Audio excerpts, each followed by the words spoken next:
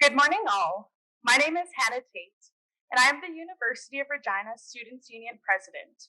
Welcome to our Wascana Regina Candidates Forum here at the Lazy Owl. In partnership with UR Polis, we are hosting this event to allow students an opportunity to engage with our potential future members of Parliament. As student leaders, we believe it is paramount that we educate and uplift youth voters so we can have a voice in our own future. Today's students will be spending their lives living through unprecedented obstacles and working towards solving some of the greatest challenges to ever face humanity. We also have many opportunities as youth to really impact Canada and the whole world. Right now, we deserve to set the course for what our future looks like. We need to have a voice in what happens today and in the future. And we have the power to do this through civic engagement and voting. Thank you to our candidates for making the time today to engage with students and the university community. Graciously joining us today, we have our candidates, who I will ask to give a quick wave as I introduce you in no particular order.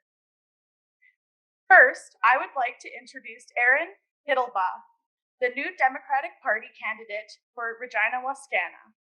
Hittlebot is a community organizer, advocate for equity-seeking people, and a volunteer.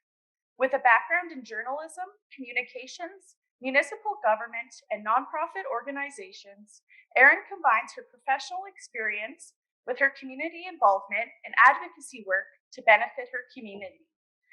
As the Community Connections Coordinator with Moose Jaw Pride, Erin is passionate about creating a safer and more inclusive community for everyone, working with local organizations in order to achieve this goal. Welcome, Ms. Hittlebot.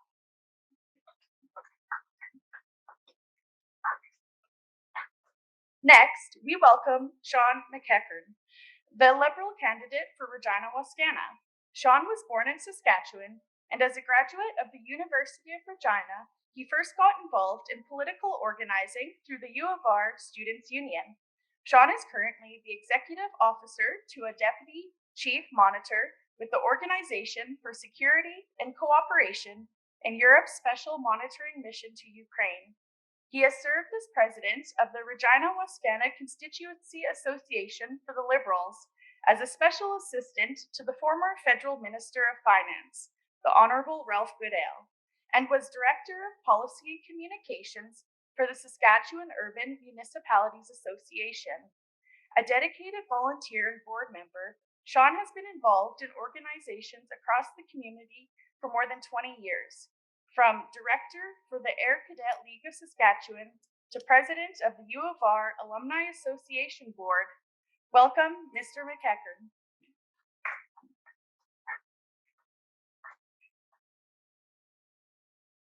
We are also joined by Victor Lau, the Green Party candidate for Regina-Wascana.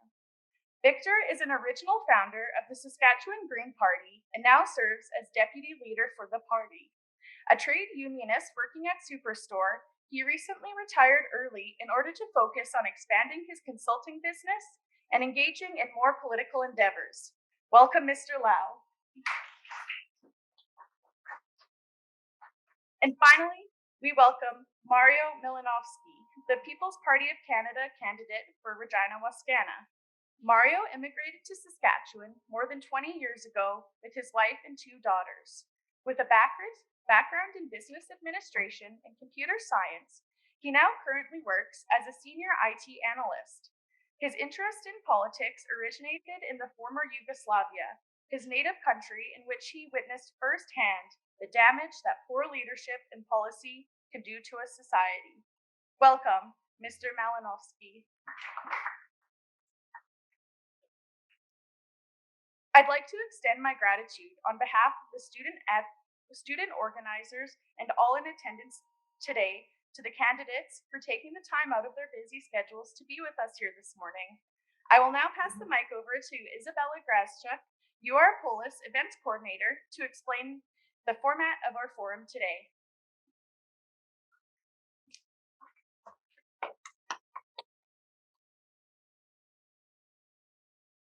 The event will be formatted in the following way. Our moderator, Dr. Arjun Trombley, We'll ask a total of 6 questions, and each of our candidates will be given 2 minutes each to respond. Me and Bronwyn will be seated in the back over there, and we will hold up this sign so that you'll know when your 30 seconds are left, and then Dr. Arjun Trombley will also give a reminder once the time is up. We will then move on to the questions and answer portion of the panel. For those attending the event in person, we do have a mic set up that Dr. Arjun Trombley can pass you, or if you're more comfortable standing and asking the question, that is also an option. We will ask that you approach in an orderly fashion. Please remain respectful and try to ask your question in a clear and concise manner directed at one or a few of our panelists. Dr. Trombley may also take some questions via Zoom if time permits. Please ask your questions using the chat function and remain muted through the forum. Lastly, our event will finish with some concluding remarks and well-deserved thank yous from Bronwyn Fierspink, the UR Polis president. I would now like to introduce you all to Dr. Jeff Keshin, the president of the University of Regina, who will be providing the land acknowledgement as well as speaking about the importance of youth engagement in democracy. Welcome, Dr. Keshin.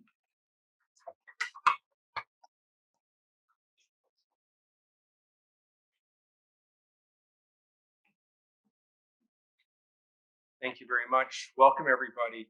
I want to start by acknowledging that the University of Regina, with its 3 federated colleges, First Nations University of Canada, Luther and Campion College, is situated in Treaty 4 lands with a presence in Treaty 6. These are the traditional territories of the Cree, the Saulteaux, the Dakota, Lakota, and Nakota peoples, and the homeland of the Métis Nation. Today, these lands continue to be shared territory of many diverse peoples from near and far. I want to thank URSU President Hannah Tate for inviting me to bring greetings. I've enjoyed working with Hannah and other members of the URSU executive in recent months, and I look forward to participating in future events whenever possible with most important people on this campus, students.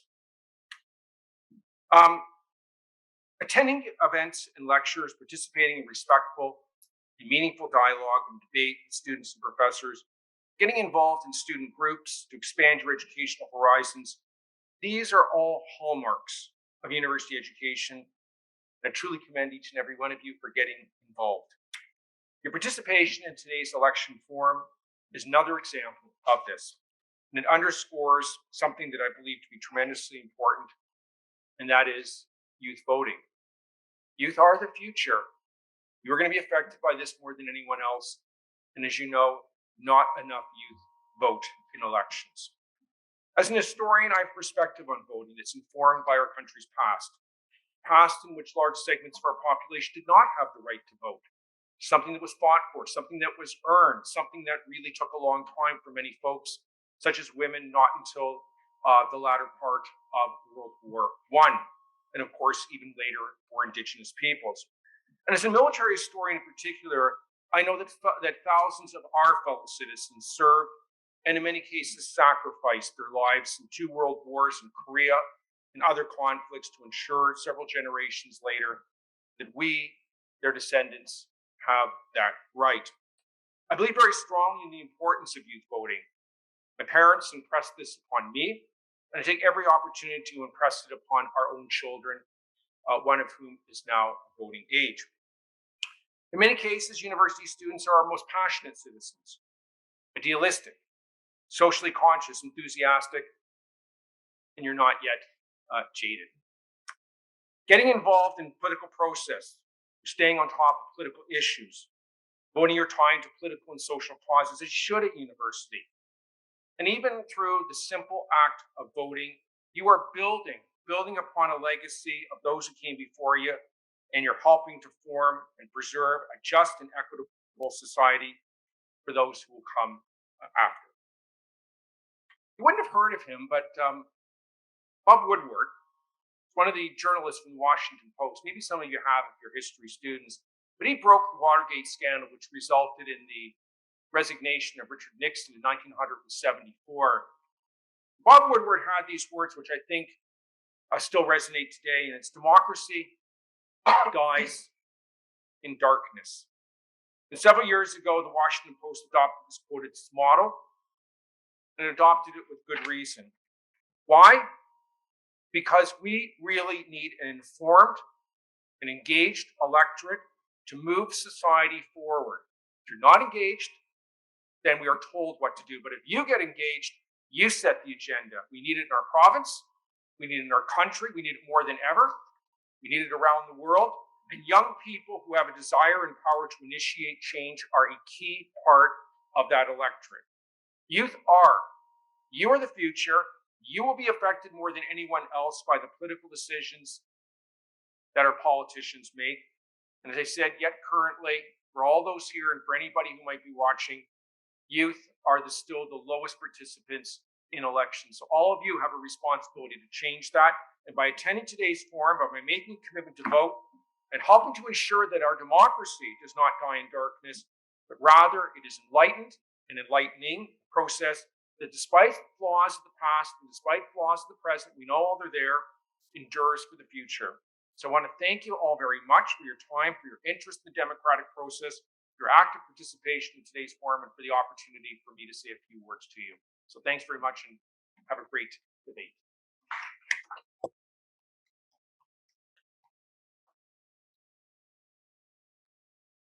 Thank you so much for those remarks, Dr. Keshin.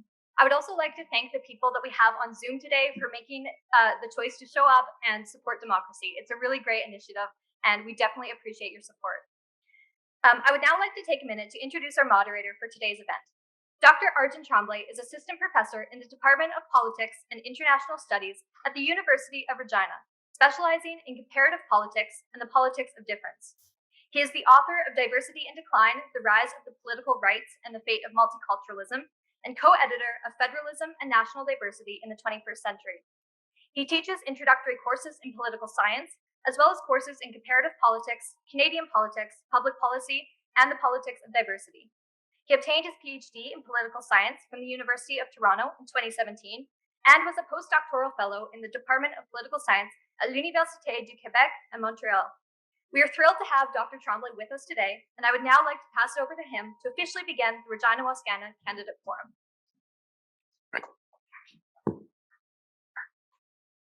Thank you very much, Isabella. So I take it everybody can hear me in the crowd? Can the candidates hear me? Okay, so just a little bit of clarification just before we proceed. So for the majority of this event, I will be asking the candidates questions prepared by Ursu and Polis. So these are questions coming from the student constituency here at the University of Regina. And how we're going to proceed, having talked to the candidates and accepted this format, we are going to proceed from right to left with Mr. Lau, starting first, providing the first answer to the first question, Mr. Milinovsky second, Mr. Mcheckern third, and Ms. Hittlebot fourth. And then we're going to proceed back in the other direction, and we'll do that for the 6 questions coming from the students and from the additional questions coming during the Q&A period. The vast majority of the time will be spent, about 55 minutes, for the questions coming from Ursu, and the rest of the time will be Q&A from the audience, either here in person or via Zoom. My role is just to simply be a time enforcer, and just to let you know that you will be getting a signal from Bronwyn or Isabella, who are in the crowd, to remind you of your 30 seconds of your 2 minutes that are left. And I will, if you might exceed for a little bit, I will provide you a polite reminder afterwards that you have exceeded. Okay, so without further ado, let us begin. So the first question from our students at the University of Regina is this. Over 100,000 young Canadians lost their jobs in the wake of the COVID-19 pandemic. Youth have disproportionately struggled to economically recover. If your party were to form government, how would you address this issue? Mr. Lau?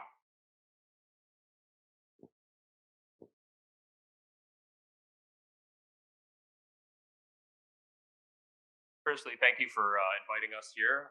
It's a shame that the Conservative Party candidate, Michael Cram, who is the Member of Parliament for this area, decided to decline. This is the 3rd debate that he's decided not to come.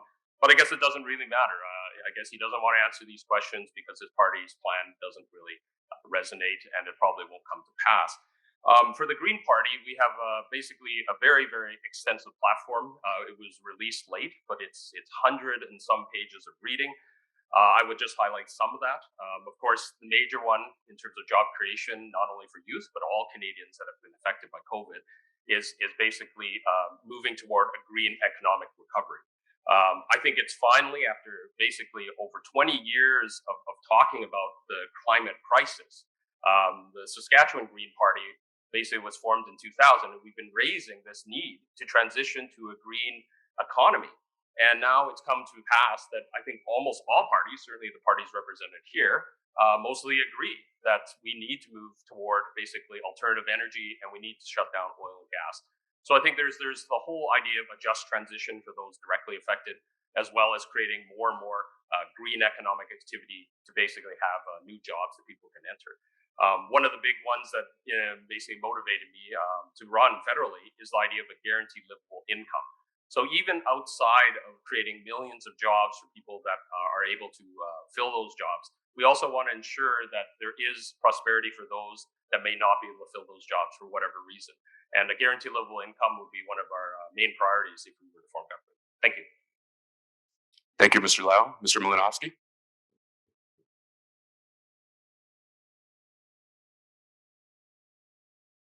Oh, I would like to say thank you as well for inviting us here, and say that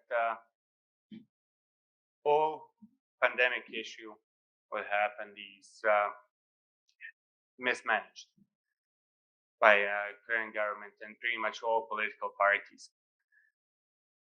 What we should do is eliminate all current measures, bring freedoms back to our country, and open up economy so we can actually prosper.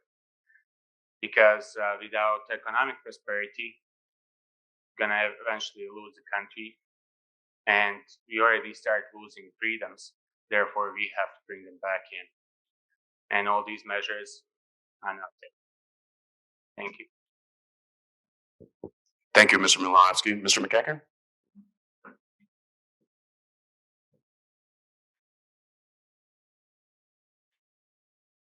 Well, first off, of course, thank you very much for the University of Regina Students Union for inviting me here today, and you, Paulus, as well.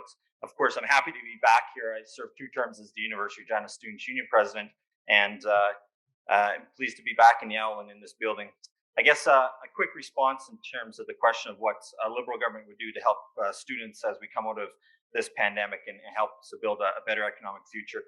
I mean, during the pandemic, the government had implemented a number of different programs to help invest in Canadians and ensure that they have the money and the supports they need there to make sure that there's food on the table, bills are being paid, and so on. And I know we invested a significant amount of dollars into students to help offset some of the challenges they were going to be facing during the pandemic. Now, as you go forward in terms of your education, I think one of the things we're looking at in terms of student loans, we're focusing on eliminating the federal portion interest on federal portion of student loans, which will help from an economic perspective. But even beyond that, I think what's more important is an opportunity for someone like myself, when elected in the seat of Regina-Wascana, is to engage with students and have a meaningful consultation around what are the types of issues necessarily you want to address. What exactly is the problem that you see, so we can work towards some common solutions. You know, off the top of my head, looking at things that have worked in the past and what I would envision as some successes is like working with post-secondary institutions to enhance funding in terms of co-op programs and various other ways. Other opportunities to engage with the workforce, and looking at specific things around, green jobs. The federal Liberal government has looked at investing additional funding into new green technology and the green economy. And I think there's a tremendous amount of opportunities to grow opportunities for students within that context. So thank you. Thank you, Mr. Mcheckern. Ms. Hittlebot.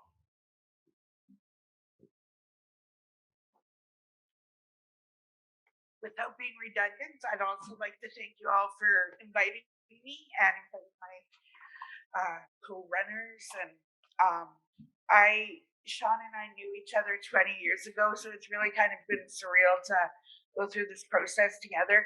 I worked at the Carillon. I was the opinion editor for a while, and I was the news editor for a while at the Carillon. And we went through some tumultuous years together back in the late 90s. But anyway, so that's a little bit about me. As for you, the average student ends up with a debt of about $28,000 after a 4-year degree. And so I know that hundreds of thousands of students have lost their jobs, and we aren't, as adults, running the country, and future running the country, we can't allow that to happen. So what the NDP is proposing is to erase the interest on student debt, have a 5-year break on repayments from the student loans, and then in addition to that, we're looking at the UBI, which is the Universal Basic Income, and raising the federal minimum wage. So I'm a mom with a 15-year-old who's brilliant and looking forward to coming to university either in Saskatchewan or here. And so I'm pretty passionate about helping you make sure that the tuition is livable and payable, and there's going to be some good jobs when you're all done. Thanks so much. Thank you, Ms. Hittlebot. Ooh, it's Heidelbach. It's Heidelbot. My apologies. Long eye. My apologies. Heidelbot. Am I pronouncing it properly? Yeah. Thank you very much. I won't make that mistake again. Thank you. Okay, so let's move on to the second question from our students. And the question goes, if I just ask the candidates, this is your second question. So the second question from the students is, how do you plan on taking action against climate change, and what specific changes would you implement in Regina? So now we're going to proceed the other way around. So, Ms. Heidelbach, in your own time.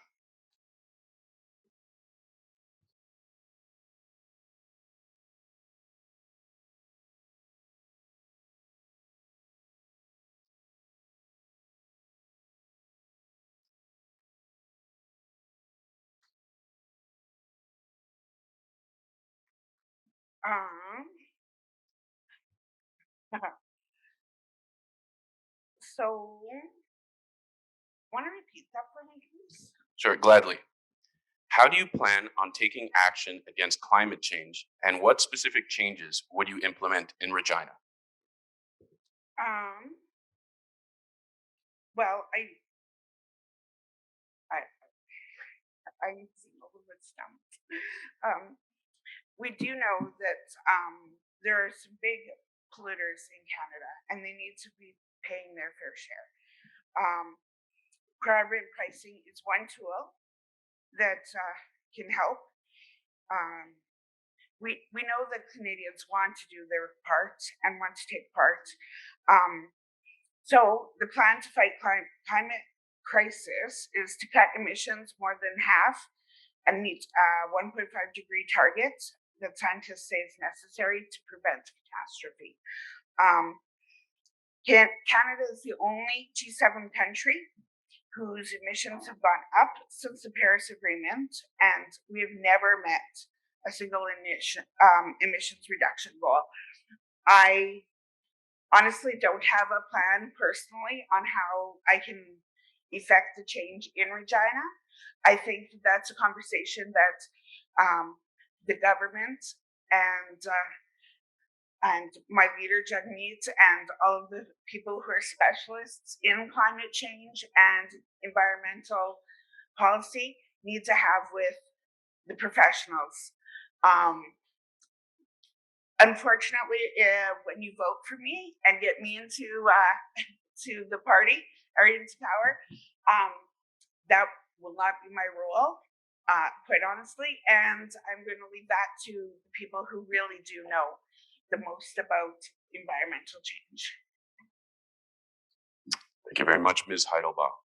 Mr. Mcheckern.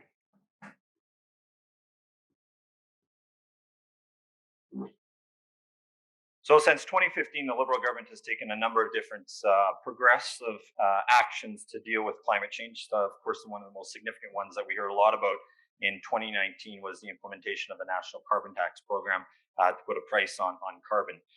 So that's been a significant program across the country. We've also been working on focusing on reducing GHG emissions, a target of 40%. And we're also looking at reducing fossil fuel subsidies to fossil fuel generating companies. Now, particularly in Saskatchewan, I think this is an important conversation to have. We, of course, have an industry of oil and gas that has seen a downcline, and it will be an industry that will be continue to sort of be hit hard at times due to public policy changes to address climate change. So in the particular context of Saskatchewan, we need to balance the proposals that we have around dealing with climate change with the economy as well. But that being said, in the Saskatchewan context, I think one of the things that we can start to look at, we have the ability here and we have the brain power and the technology to do it, to be more aggressive in looking at different power generation, more green power generation, whether that's solar or wind, in concert with other options for power generation in this province. And most importantly, I was at a forum last week, and I know there's people in the crowd that may not agree with me talking about this, but in the context of Saskatchewan and the broader scope around climate change, we need to have some serious conversations about water in this province. And one of the things the Liberal government's looking at implementing is a water security agency that will deal with Canada's national source of fresh water, both rivers and the Great Lakes.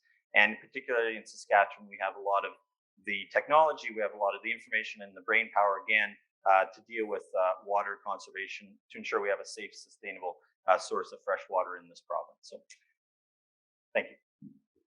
Thank you, Mr. Mcheckern. Mr. Milinovsky?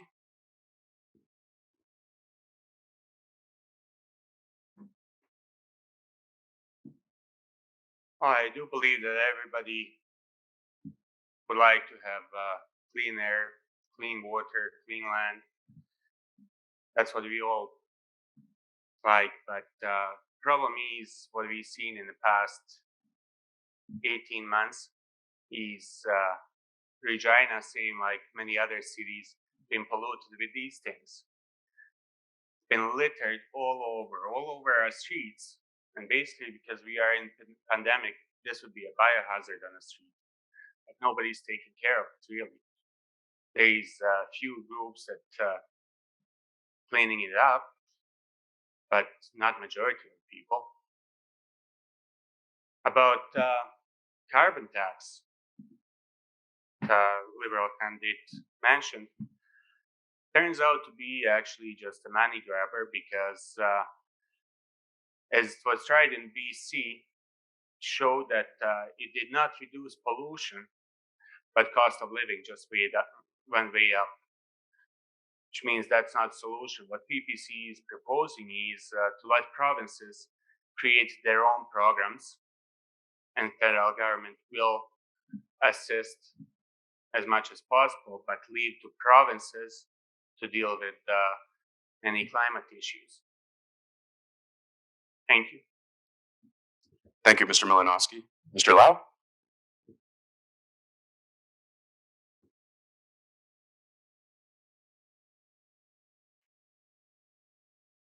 Well, firstly, this question obviously is geared toward the Green Party. We have the only policy platform that basically meets the IPCC standards. I mean, we're talking about 60% reduction. I'm hoping everybody watching today does not vote for the Conservative Party candidate, MP Michael Cram. He does not deserve your vote. His party is going to go even further back than the Liberals. I mean, he's talking about only 30% reductions, okay? And the Liberals, they basically had 6 years. 6 years to do something, and yes, they managed to get the carbon tax through, but they also bought Trans Mountain Pipeline. I mean, why wouldn't they just at least let it fail as a private entity?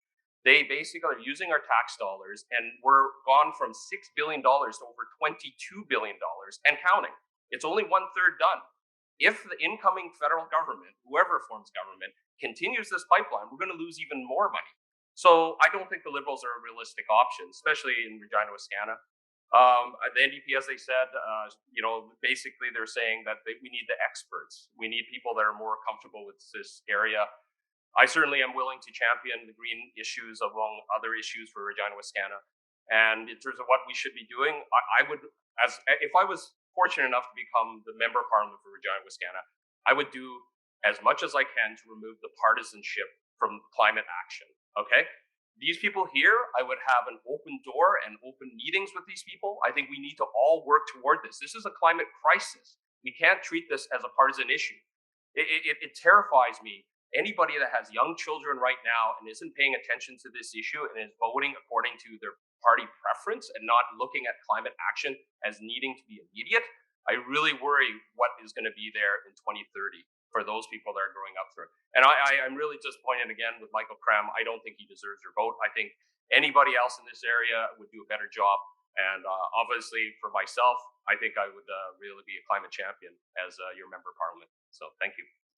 Thank you, Mr. Lau. And I should say, Mr. Lau, since you'll be answering the next question, the choice is yours. Apologies for Ms. Heidelbaum that I didn't think of this until then. But the option is when we do this, if you wish to stay, or you could go back to your seat. Okay, so moving on to the third question from our students here at the University of Regina. Lack of affordable housing is an important issue for many students. How does your party plan to address housing affordability in Regina? Well, one of my key issues, and I'm very proud to be championing this at the federal level, is the guaranteed livable income. About 5 or 6 years ago, this issue wasn't even topical on people's minds. But now, not only do we have the Liberal Party having it as policy, the NDP actually has it in their platform, and the Greens have been championing this issue well before 2000. So now it's gotten key prominence, and we even have a parliamentary budget officer that basically crunched the numbers, and that argument that it can't be done, it's not affordable for Canada, well, that's fallen by the wayside. It can be done. All we have to do is reorientate how the government spends their money. And we've seen during this COVID crisis, they can spend hundreds of billions of dollars. I mean, if it wasn't for the Liberal government putting in the CERB, the Canada Emergency Response Benefit, there would have been literally millions of people, probably in the streets because they'd be losing everything. So at least we can say that Justin Trudeau did that. But they didn't listen to the Green members of Parliament or the NDP members of Parliament to make that a permanent program. This is the problem. If you guys are thinking of voting Liberal here, we're going to get a really tough representative that isn't going to be able to move the government to do the right thing. And I hate to say that. I think you need to elect someone to be a champion at the table, to also be as nonpartisan as possible. I hope the next member of Parliament will not be Michael Cram. I hope it'll be someone else that will have an open door policy. We'll hear from the other parties. And in terms of specifically housing, I think if you check out the Green Party platform, we have many areas like building more sustainable and tiny homes and basically making it accessible for people to actually get into housing. I think it's working with the provincial government. We probably can eliminate the housing crisis if we were to take the partisanship out of it. So, thank you. Thank you, Mr. Lau. Mr. Milinovsky?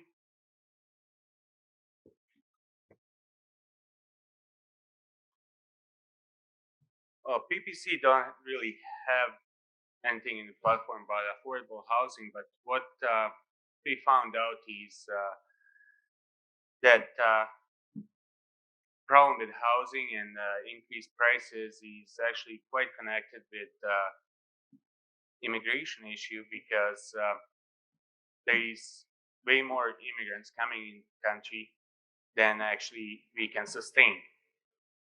Therefore, that number should be lower to make it more sustainable for Canada and Canadians, because if people who coming to this country cannot experience prosperity, what Canada can offer, then what's the point of coming here? Because, and I'm telling you that from personal experience, because I'm an immigrant, and when I came to this country, I actually had opportunity to make a better life for me and my kids.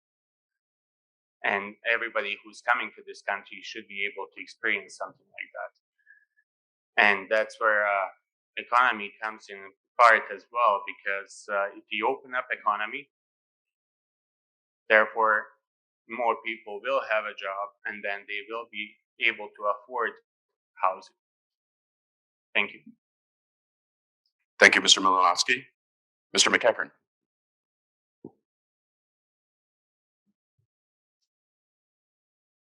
Well, first off, before I get into the answer on housing, I want to respond to Victor a bit, because I think he's kind of teeing up at a perfect opportunity for me to jump on here.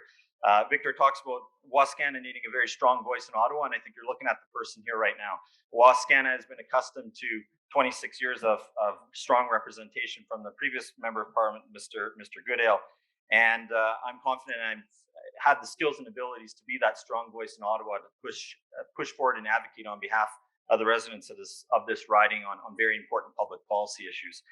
And on the topic in terms of housing, I mean, the Liberal platform has a fairly progressive and proactive approach to housing. We've looked at a number of different proposals that you can find in the platform, particularly for people who are looking at purchasing a new home. There's the tax-free savings account to allow you to build up some down payment on your house, and when you take that out, it's tax-free. We're investing more money into the National Housing Co-Investment Fund with the overall plan of hopefully building 100,000 more middle-class homes across this country, 20,000 more affordable housing units across this country. And we're already seeing some of that action even before the election. The federal government was here announcing some money for some new housing units within the city. So, and one of the other challenges we're facing with affordable housing in this country is speculation and house flipping. And we're putting in plan in place to deal with, to curb house flipping and speculation within markets across this country, with a pure focus on making it easier for people to buy homes at more affordable rates. So, thank you. Thank you, Mr. Mcheckern. Ms. Hittlebot.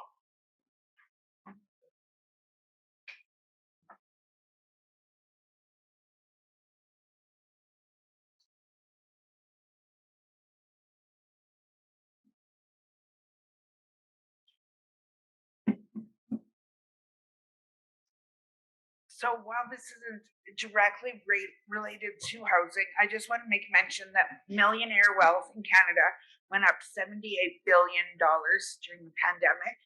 And I think that the very start, we need to start tax those billionaires and make sure that they're paying their fair share, because the pandemic costs do not need to fall to people who are, even wealthy people who are working, clearly not students and just regular Joes, but we're talking the ultra wealthy being taxed. You have a boat rich, that's not concerning you. We're talking yacht rich, right? Like wealthy people. Anyway, so that's how we're going to start to pay for all of our initiatives. On top of that, it's all about paying people livable wages and guaranteeing an income, and making sure they have the opportunity to purchase those houses. Our plan would build over 500,000 units of affordable housing, giving immediate relief to renters and stop the big money investors from driving up housing costs. In addition to that, add on the universal health care with the pharmacare, vision, dental, mental, and physical. Canadians will be saving a lot more money, and they'll be able to invest those savings into their housing. Thanks. Thank you, Ms. Hittlebot. And since you'll be starting the next round of questions, I leave it up to you if you want to stay at the dais. Okay. Or you can go back to your seat as you wish. So the fourth question from our students here at the University of Regina is, how have you implemented anti-racism and anti-oppression considerations into the operations of your campaign? How will you champion anti-racism and anti-oppression if you are elected? So let me reread that because I stumbled a little bit at the beginning. So the question again is, how have you implemented anti-racism and anti-oppression considerations into the operations of your campaign? And how will you champion anti-racism and anti-oppression if you are elected? Well, you know what? I work every day with an organization that celebrates two LGBTQ people and other equity-seeking people. We work daily hand in hand with our Newcomer Welcome Center, who's just across the street, and with our local Aboriginal Community Association.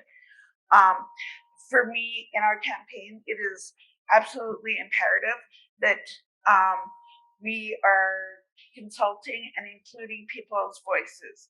It is not my lived experience as a Canadian white woman to be speaking for other people, and so that's the way where you bring in the people who have lived those experiences, who have lived those racial inequalities. A big thing for my leader Jagmeet Singh is getting every reserve in Canada to have potable water. It's absurd that people are not drinking the water that comes to through their taps. They have to boil.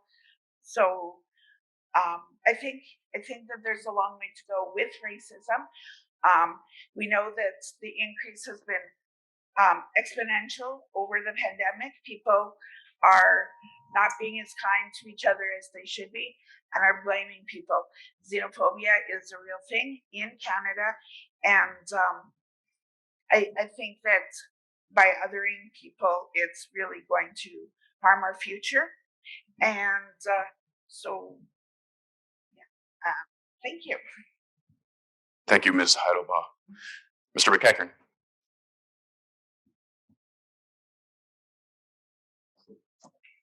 First part of your question dealt with how we manage within our own campaign, within our own world around racism.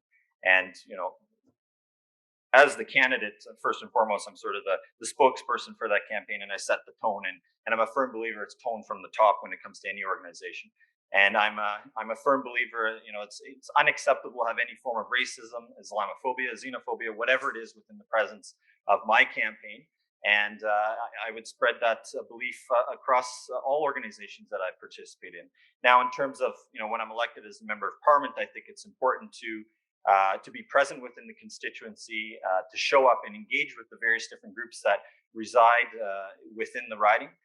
Particularly a couple Saturdays ago, we met with two organizations, one of them being the Sisters of Africa, to have that very important conversation about the challenges they face within Saskatchewan, within Canada, and particularly in Wascana, and looking at the different problems and identifying some of the solutions.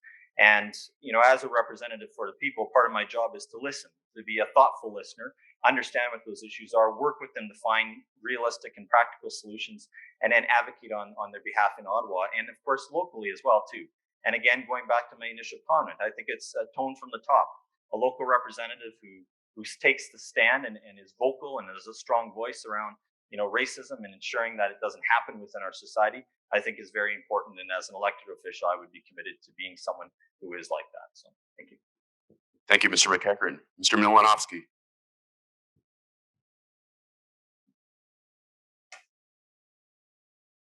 Well, first of all, I like to say that see everybody first of all as human being.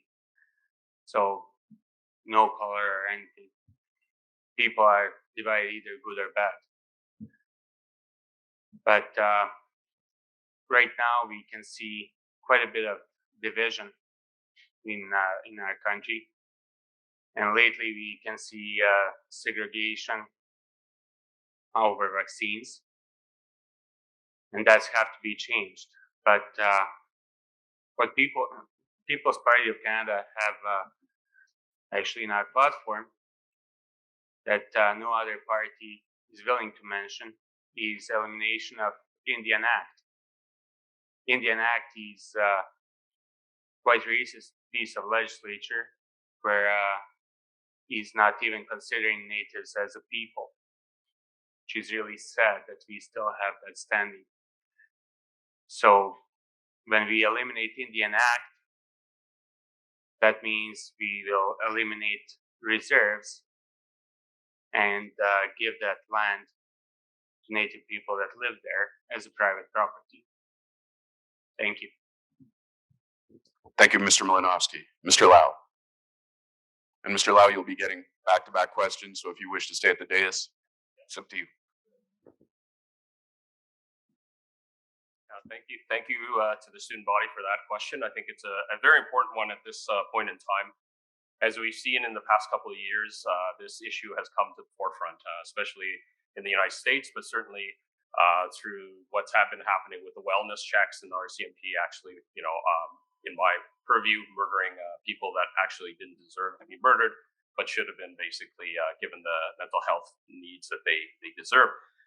In terms of the Green Party, we're very proud to have nominated Anna-May Paul and basically got her in as leader. She is the first Black woman to be in charge of a major federal party. And she personally made it a mandate within our party, not only to search out diversity, equity, and inclusion candidates, but also to put out that training to all of the local electoral district associations. And this is the first time since I was involved in 2004, when we first ran a full slate of candidates across Canada. This is the first time we were unable to do that. And I believe part of it was the thorough research and investigation and attempt to find more diverse candidates basically led to us not being able to have the time because of the snap election to run a full slate. We have to improve, obviously, but I think we've done a really good job. It is very difficult to have the discussion. And if I was fortunate enough to be elected the member of parliament, I think part of it is, once again, removing the partisanship. We've seen some of the healing that's gone and come from the Truth and Reconciliation panel. And we may have to, in the next parliament, talk about having some kind of cross-country discussion about this. And as the PPC candidate said, we have to be careful. We don't want to leave people out. We're all Canadians first and foremost. We need to be inclusive, and we need to come to terms with this discussion about systemic discrimination. So, thank you so much. Thank you, Mr. Lau. So moving on to the fifth question from our students at the University of Regina. Canadians have been growing more digital and are increasingly online. Whole businesses and our education system shifted to almost entirely online last year. The pandemic has fostered even more of this. How do you plan to support and protect people's privacy, access, and rights online? That's a really interesting question. It's very unique. I think if I was fortunate enough to be elected the member of parliament for Regina-Wascana, we would probably open up a committee. For myself, I would like to have that committee be as broad as possible, include as many of the parties that are in the House of Commons, and have this open discussion. I think one of the things we want to do, certainly as a Green Party, is to make politics as transparent and open and as accessible as possible. So this would keep all politicians and the political parties accountable. In terms of the privacy rights, it is a huge concern. We do have a very stringent Privacy Act in Canada. Most of us don't even know how far it goes. Just to give you an example, years ago, when I took my father to basically get the dental treatment, they basically had a waiver that they demanded we sign. And I said, well, what does exactly this mean? They said, well, it's because of the Privacy Act. If you do not sign this, we will not treat you. And the reason is, if you do not sign this, the Privacy Act forbids that business, the dentist, to go after us if we don't make payment. That's how stringent this Privacy Act is. I don't think many Canadians know about it. I think that's unfortunate. I think any act of Parliament or of the provincial legislatures or even our city bylaws, it should be very easy with the technology we have nowadays to put all that up online so that people can view it and see it. We need to move towards using all the technology that we have. I really think this is an age of abundance. It's no longer an age of scarcity. I think we can work together to make sure that all of the needs are accommodated, especially the privacy concerns that were brought up today. So, thank you. Thank you, Mr. Lau. Mr. Milinovsky. And just prior to answering the question, I've just been informed by the students that this is going to be the last question from the students before we open up to Q&A from the audience. Mr. Milinovsky, the floor is yours. Well, privacy is very important, and me as an IT, I definitely favor new technologies. But with social media and everything, I noticed that a lot of new generations actually don't have a problem to put all their life online. But that would align with personal responsibility, how comfortable they feel about it. And like Mr. Lau said, that we do have very good privacy laws in this country so far, but maybe some of them would need update in the parliamentary discussion just to make sure that they reflect to online users as well. Thank you. Thank you, Mr. Milinovsky. Mr. Mcheckern.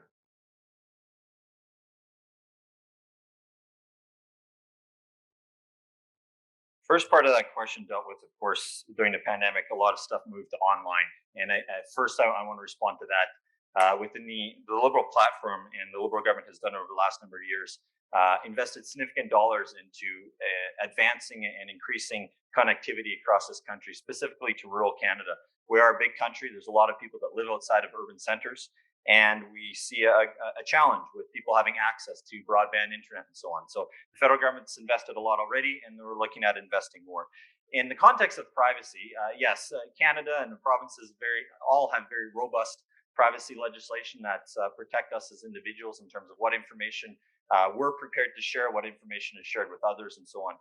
One of the challenges when it comes to privacy legislation that any government needs to be up to speed on, and this is something that, elected as a representative, I first and foremost want to engage with the community to find out what are those privacy issues that people are actually finding.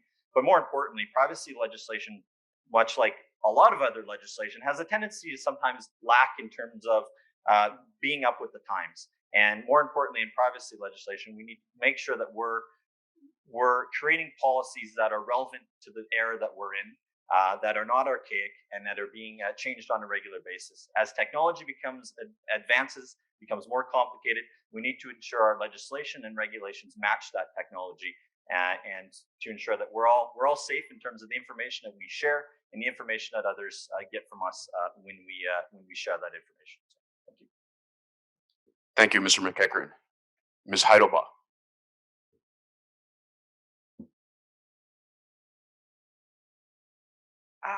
Yeah, our privacy laws in Canada are very stringent, whether it be for healthcare or as a former reporter, I had to file a lot of paperwork to get information that I wanted to be able to share with the public.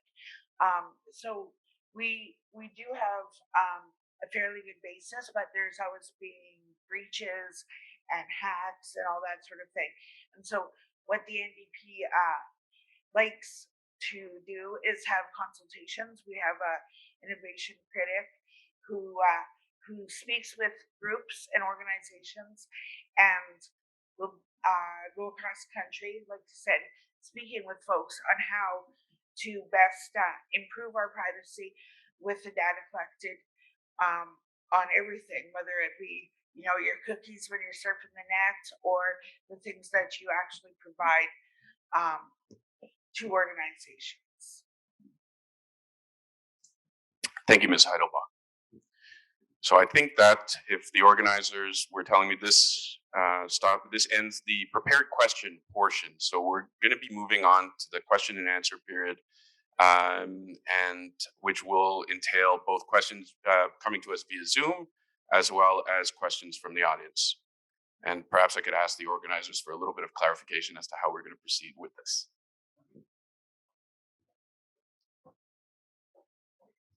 More precisely, what would they like me to do? For those of you who are interested in asking a question and are here in person, I ask you to step up these stairs here and form an orderly line and make your statement at the dais. Once you've made your statement, please step down. For those of you who are wanting to ask a question and are tuning in via Zoom, please leave a message in the chat function and I will read it to the candidates. We're asking you specifically to be pretty direct and concise with your question. Direct your question to a specific candidate or specific number of candidates, just for the sake of time. So for anybody who has a question, please feel free to join me up here.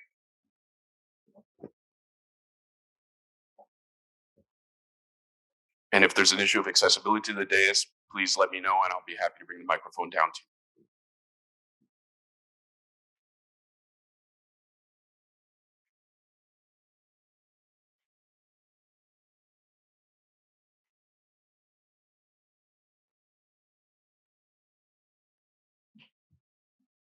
Saskatchewan has a lot of uranium reserves, so I'm wondering if you guys would support the development of that for nuclear energy. Thank you. And perhaps we could continue proceeding in the order of questions. So Ms. Heidelbach, you were the last one to answer a question, so we'll proceed in that direction.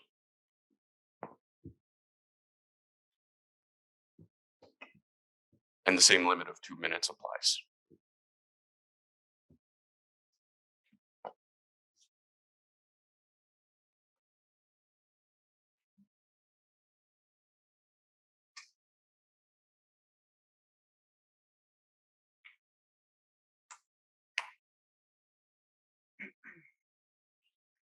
So, I really think that as Canadians, we do need to invest in cleaner alternative energies, whether that be nuclear or wind or solar. With those different technologies and different energy sources, I think that we can make Canada even cleaner and meeting our obligations a little bit more timely than we have. Thank you, Ms. Hittlebot. Mr. Mcheckern.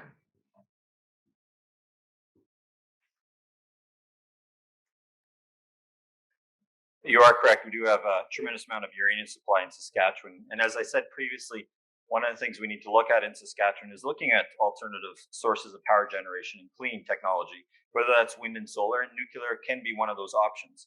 I, of course, am not an expert in clean power and all the technologies that exist out there, but what I would say in the context of nuclear, we do have the resources. However, there needs to be a lot more investigation done into nuclear power within the Saskatchewan context, at least, because we, of course, do not have a population that would support, large-scale nuclear reactor for power generation. I know there's been talk in the province already looking at smaller reactors. Canada does have the technology. CANDU created some very advanced technology in the past. Unfortunately, CANDU I think has been sold off now, but the technology exists. But I think it's an option that we realistically need to look at. And quite frankly, in solving any problems, you need to look at all the different options on the table, go through a proper process in terms of evaluating the cost benefit and so on, and the impacts. And in the end, we'll be able to find a solution that works. We know there are a number of options out there. Nuclear is one that I think should be put on the table in terms of an option and explored. And perhaps we may find that it's something that we need to look at. We, of course, know that the flip side to nuclear, there's, of course, the products that come after that. And I know there's been organizations across this country, including federal and local and provincial governments, dealing with the proper management of spent nuclear within this country. So thank you. Thank you, Mr. Mcheckern. Mr. Milinovsky.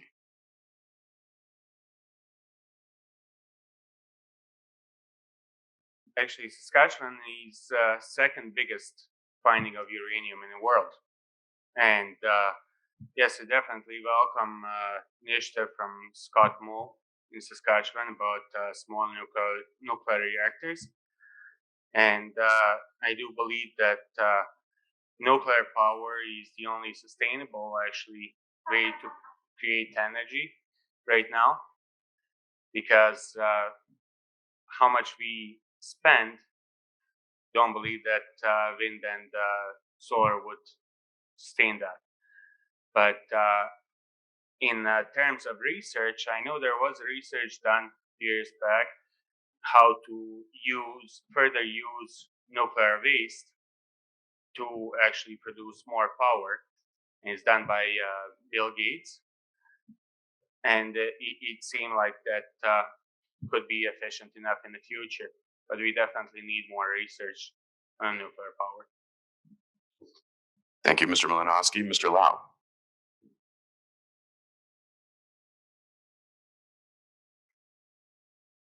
This is a very, very passionate issue for me. This is very disappointing to hear my colleagues today supporting nuclear power and answering in the affirmative. As your member of parliament for Regina-Wascana, I would not only raise a private bill, but I would lobby all the other members of parliament to understand the issue more thoroughly. There is not a single private nuclear reactor in the entire world since they started using this technology. It's been over 60-some years. Uranium mining, we had the former Deputy Premier, Dwayne Lingenfelter in Saskatchewan, admit to a media question about this, saying, well, yes, actually, for every dollar, dollar and a half we invest in uranium mining up north, we get back $1. So it is tax subsidy. It's all tax dollars. There is no private sector investment because people won't risk, the companies that understand the legislation won't risk investing private money. There's no money to make. Here's another statistic. If we were going down this road, and I pray to God that the House of Parliament does not go down this road to continue subsidizing this, is in order to have any effect on the climate change issue right now, we would have to build 300 reactors every month to actually have any impact. These things take almost 20 years to build one.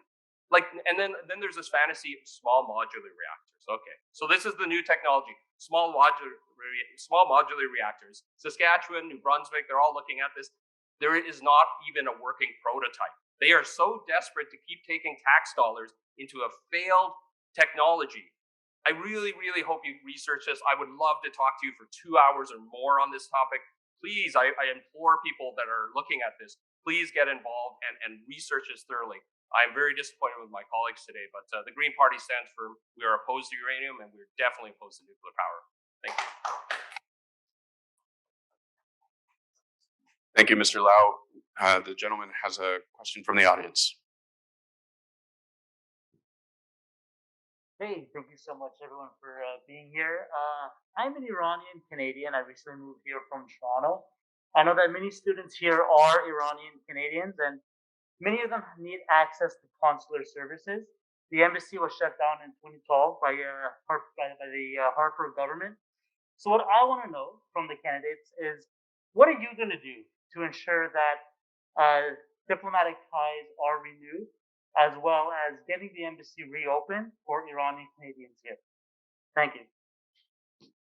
Mr. Lau? Yes, I'm very fortunate and to have had the opportunity to be a constituency assistant for Member of Parliament Aaron Weir. And we dealt with hundreds of cases. Specifically, the number one issue for most members of Parliament is immigration.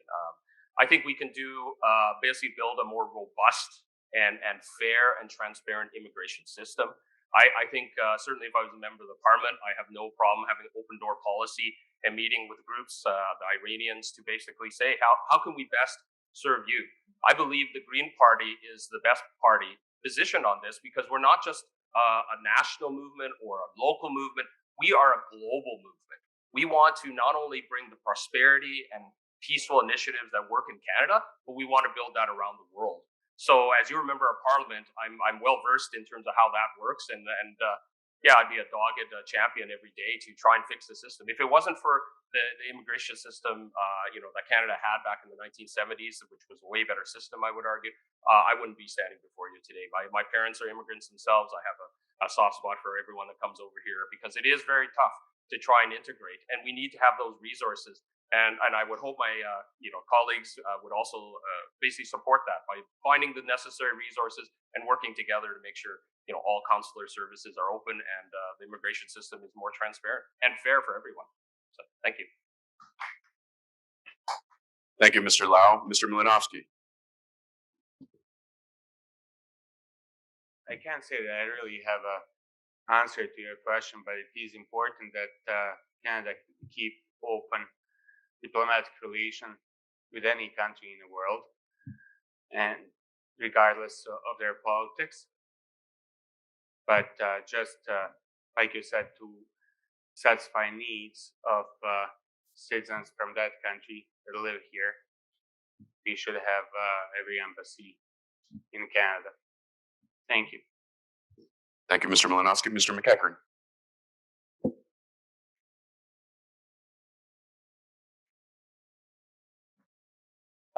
Well, I guess in the context of immigration, where's the gentleman who asked the question? Right there. Okay, you're just sorry. I think in the context of Canada's immigration system, yes, elected as a member of Parliament, 90% of almost what most MPs do at the constituency level is really focusing on casework, helping constituents with a myriad of different issues. One of them being, of course, immigration and so on. And so there's many of opportunities for MPs to play a critical role in helping to facilitate any challenges one may face with either the Canadian government or other governments around the world when it comes to immigration. Now, specifically with your question around the Iranian embassy, I'm not in a position to give you, an answer that perhaps you may be happy with. But what I can tell you in the context of, as a local representative, it would be something that I'd be prepared to look at. I know we've had some challenges with the government of Iran, most recently in the context of the Ukrainian Airlines crash that occurred. That created some tensions between our diplomatic foreign service in Canada, working with the Iranian government and other governments around the world. But we, of course, know that there's a large population of Iranians in Canada.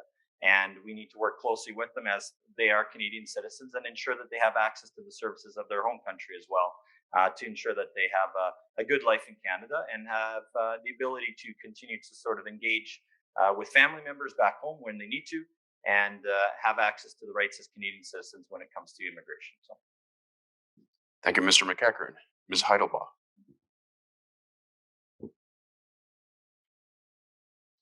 So the NDP believes strongly in reestablishing good relations with the embassies both in Ottawa reopening the embassies both in Ottawa and Tehran. And we had a critic present a petition to the government with 15,000 signatures of Canadians to reestablish relations with Iran. Since our leadership change, Jagmeet has supported building those relationships and making sure Iranians who come to Canada and Iranians who are born in Canada have the same opportunities and the same abilities as all Canadians. We believe in a strong foreign policy based on human rights and multilateralism and the best interests of global peace and security. Thank you, Ms. Hittlebot. We have another question from the audience.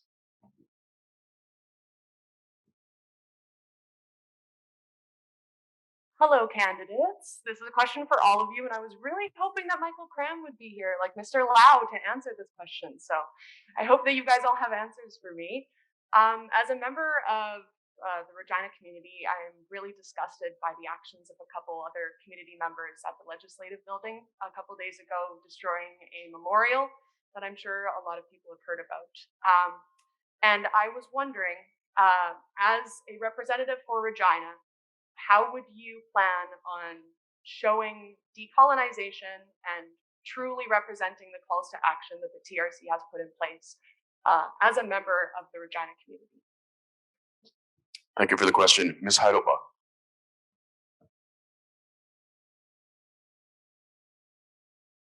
Well, of course, we need to start by implementing all the calls to action. The actions of those folks is and was horrific, and I think that we need to meet as community leaders, as representatives of the different organizations, to continue to build relationships with our Indigenous, Aboriginal, First Nations, and Métis communities, without actually putting it into practice and believing and doing the work. Saying the right words isn't enough. You need to put into the work. You need to do the job. And so, yeah, it's about those community relationships. It's about those consultations. It's about implementing all of the calls to action. It's about making sure people have clean drinking water. It's about making sure they have access on reserves to the internet. It's about, in my lifetime, I grew up part of my life in northern Saskatchewan. In my lifetime, there's a reserve that didn't have all access bridge. They could only get to land in the winter. And so those are the things that we have to be looking at. It can't be like the current sexy topic of we have children coming to light, because they've always been there. We know they're there. You can't pretend that the children aren't there. Residential schools exist, and by saying it's a new thing, you're not doing those folks justice. You're not doing their families justice, and we won't begin to heal. So I think it's all about community collaboration. Thank you, Ms. Hittlebot. Mr. Mcheckern.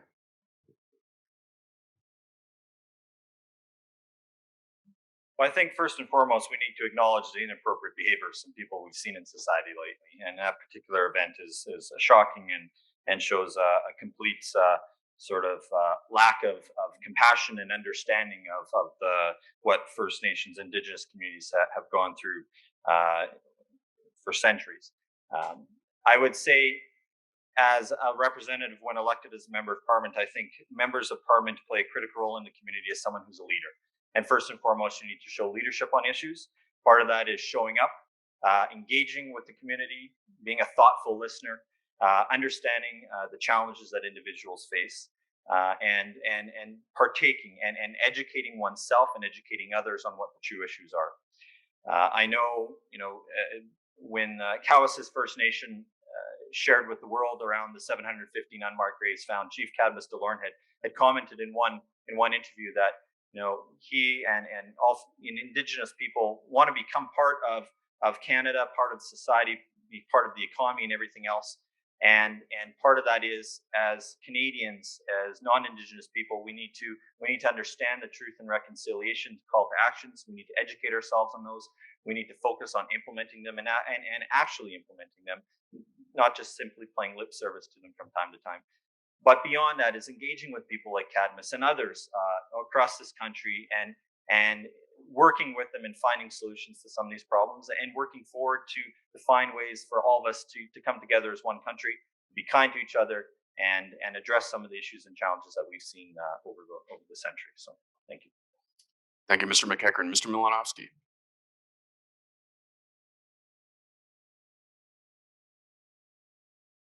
Well, first of all, any vandalism is wrong and should be judged. But as far for monuments, they are there to present us with our history, and history is very important, so we can actually learn lessons for the future, and therefore to create much better future for everybody.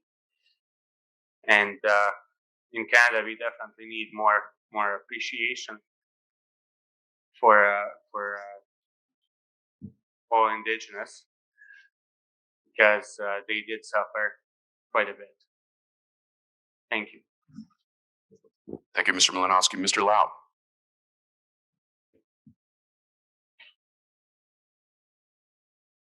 Yeah, so the Green Party is also in favor of pushing to implement all 94 recommendations from the Truth and Reconciliation panel.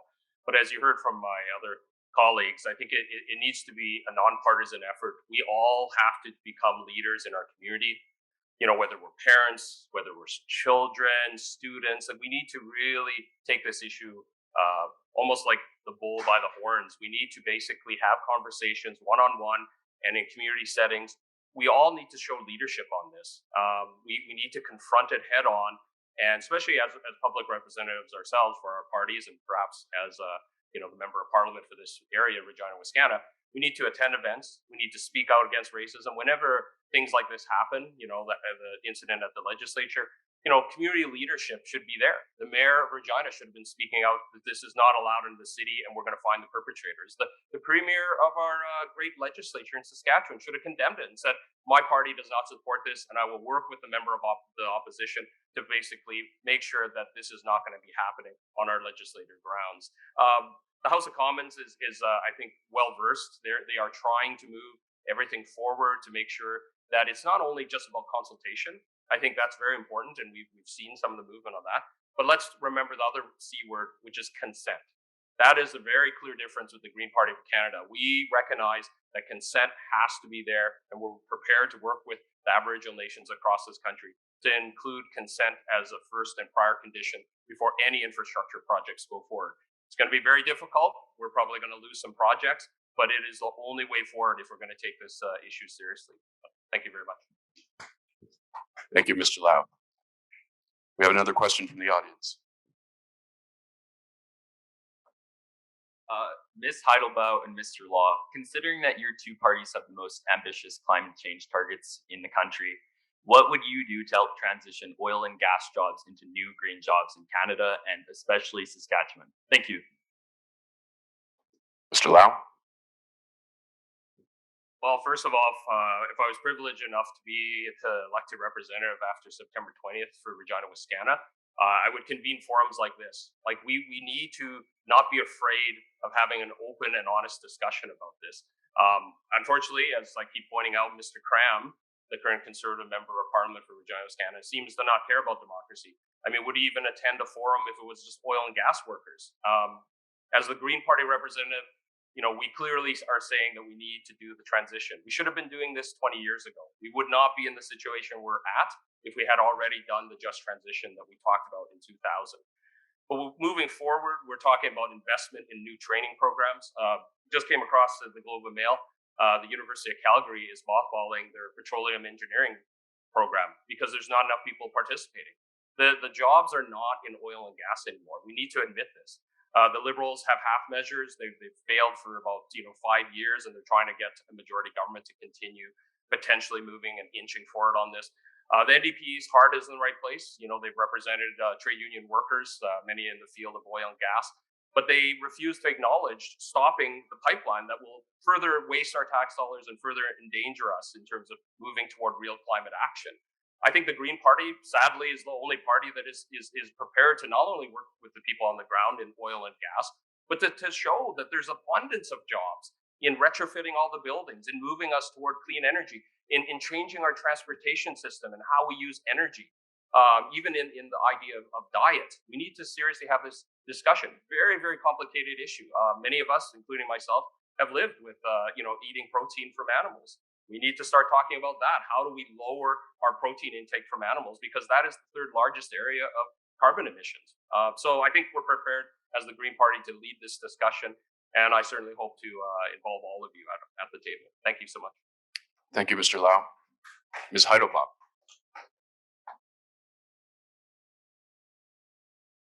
So, we need to fight the climate crisis like we want to win. That's the bottom line. The NDP is wanting to create hundreds of thousands of good-paying jobs by investing in clean energy, energy efficient affordable homes, electric transit, zero emissions vehicles, and retrofit buildings across the country. So that's how we're going to get some jobs. We are the only G7 country whose emissions have gone up since the Paris Agreement. I spoke about that earlier. And just to point out, I think Victor has mentioned before that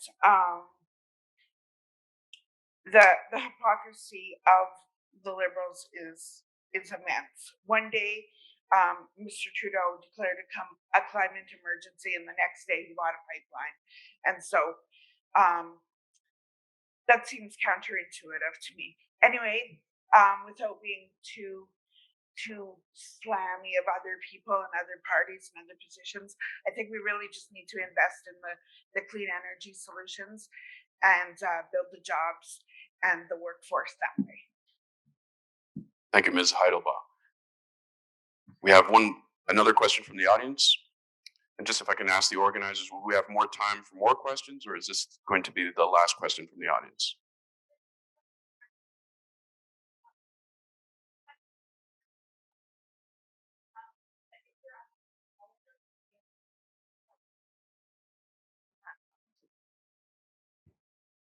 Good afternoon. Thank you very much for coming up here, participating in democracy, and showing that you actually care about questions that students have. Hopefully Mr. Cram actually has a reason behind this, but if he's not, there's some questions behind that. But anyway, voters vote based on which party lies closest to their ideal vision of this country and our personal lives. But at the end of the day, it's the individual themselves who represent those voters in Parliament. What makes you the best individual to represent all the people within this diverse constituency, even when you have constituents who do not align with you or your party's beliefs? And why are you as an individual think that you are the best candidate for Regina-Wascana region? Thank you. Thank you for that question, which I think applies to all candidates. So if the organizers, that would be the last question. So since Ms. Heidelbaum and Mr. Lau answered the last question, I'd ask Mr. Milinovsky and then Mr. Mcheckern to ask, followed by Ms. Heidelbaum and then Mr. Lau.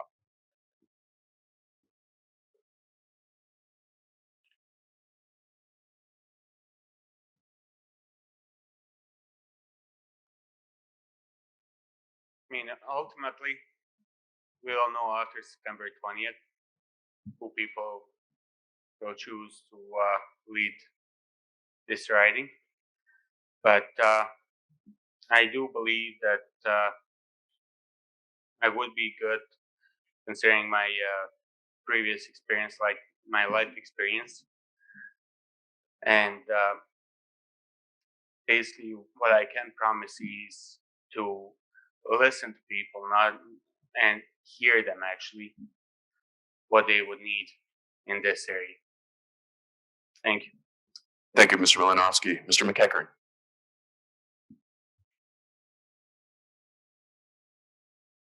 So my campaign has been built off three pillars: community, connection, and commitment. And the first one, community, is I think one of the primary ones that I'd like to talk about. Someone who's lived in Wascana for 16 years, a number of different occupations that have taken me around the province. I'm someone who is committed to my community through working with organizations, nonprofits, and with nonprofits and charities and so on. I spent 9 years on the Regina Airport Authority Board, 2 years as chair. And so I consider myself to be someone well connected to the community. I also have a strong commitment to public service and good governance. I'm a firm believer in good public policy needs to be developed, and that's developed in consultation with all people, whether it's like-minded or people who disagree with you. And I'm the type of individual who's prepared to listen to all options, all ideas, and be a thoughtful listener and engage and carry those issues to Ottawa. At the doorstep, I'm talking to people about two things. First and foremost, Liberal government gets elected, it's important that we have someone representing Regina-Wascana in government, someone in the room where those decisions are being made. And I'm confident I'm the person to do that. Secondly, any other government elected, I would say that Saskatchewan needs to have a difference of representation than just 14 Conservative MPs. Saskatchewan is more than just Conservative mindset. This riding in particular has been accustomed to 26 years of a different voice. Someone who's prepared to make the hard decisions, participate, engage, show up in their community. And this riding, like I said, is accustomed to that. I'm confident I'm the person who can deliver on that. And I'm prepared to, when elected, to fully commit to being someone who is going to be in the community, is going to listen and do the hard work and do the hard work and advocate and advance on behalf of the residents of Regina-Wascana. Thank you, Mr. Mcheckern. Ms. Heidelbaum or Mr. Lau, whichever of you chooses to go next.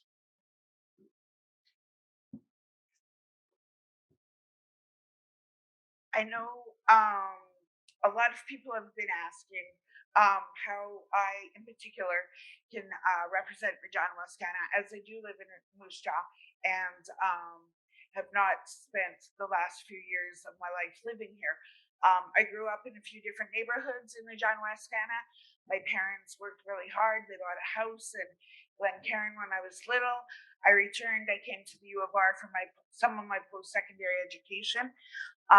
My kids' grandparents still live in Glencairn Village. I am committed to moving to live in this area. I'm committed to moving my family to Regina-Wascana should I have the opportunity to win your vote. The reason you should vote for me is I am passionate. The NDP has a great platform and is a great party and wants to represent you. We work hard, we fight hard. I believe in guaranteed income. I believe in the complete healthcare package that the NDP has proposed, including pharmacare and mental health. There's no reason why in a country as wealthy as Canada that people are paying either for their meds or their rent. We should be able to handle both, no problem, no questions asked. I believe in queer rights, and I believe in safe consumption sites. I believe in women having free access to abortions. My office will always have an open door policy. I answer my own tweets and I answer my own Facebook messages. I do have a campaign manager answering my phone because I'm still working full time. So I am committed to being your representative. I'm committed to bringing my family here to live and grow with you. I'm committed to all of the neighborhoods in Regina-Wascana, whether they be in Douglas Park, whether they be over by Carmichael Outreach, wherever they are. I'm committed to being in Regina-Wascana. Thanks so much.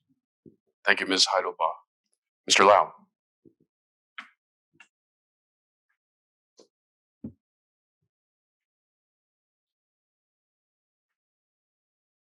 I guess first and foremost, I would say thank you so much for all the organizers of this wonderful event. I got my degree in 1994 from the University of Regina through Campion College.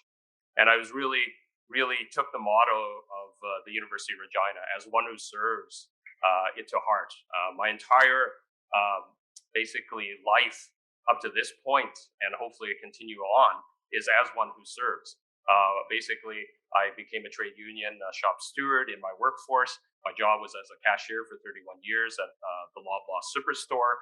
So not only did I service customers, but I also serviced the workers to make sure that their contract rights were enforced. In my private time, I've done advocacy work on a whole bunch of issues like homelessness, disability rights, poverty, you name it. I've always been a community advocate. I've shown up at the rallies. I think I'm well placed to be a well-rounded member of Parliament for Regina-Wascana. I think we've seen good leadership from Ralph Goodale and the Liberals up to the point that they lost the seat, and we need basically stronger leadership moving forward. People decided to go with the Conservatives, and we've seen 4 years of that. Basically, Michael Cram is an enigma. He does not show up at community events. He seems to shy away from the public. If you're going to be a public representative, you need to be present, you need to show up, and you need to answer the hard questions from all your constituents. I have the privilege of becoming, was a constituency assistant for MP Aaron Weir. We dealt with anybody that came through the door. We didn't look at their political affiliations. As a provincial Green Party leader, I also worked with a broad spectrum of people. I hope whoever is the representative, I am asking for your vote on September 20th, but that they do have an open door policy. You know, we need to foster and work together specifically on the issue that the Green Party champion, climate action. We have no future if we don't take the IPCC report seriously. And I believe that is the main consideration I'm asking for your vote, is because we need climate champions in the House of Commons, and I believe I am that champion for Regina-Wascana. Thank you so much. Thank you, Mr. Lau. I'm now going to pass the mic over to Bronwyn Here's-Pink. I think that was a perfect question to end us off on today. I apologize to the people who asked questions via Zoom. We just didn't have enough time today, but I'm sure if you reach out to the candidates, they'd be more than willing to respond to your questions. So to end us off, I'd like to thank everybody who took part today, to the candidates for presenting their vision for the future of Regina-Wascana, to Dr. Trombley for moderating today and for being a constant supporter of student initiatives, to Dr. Keshin for his thoughtful words about youth engagement, and to all of the students who decided to ask questions today. I'd also like to thank URSU for partnering with UR Polis on this event. A key part of UR Polis's mandate is to spread civic engagement across the U of R campus, and we applaud URSU for assisting us in this pursuit. This forum was born out of the work of many student leaders, who I wouldn't be surprised to see on a stage like this someday. Thank you to Isabella, Zoe, Peace, Hannah, and Zeo for your help in making this event possible. Forums like these are an essential part of our democracy.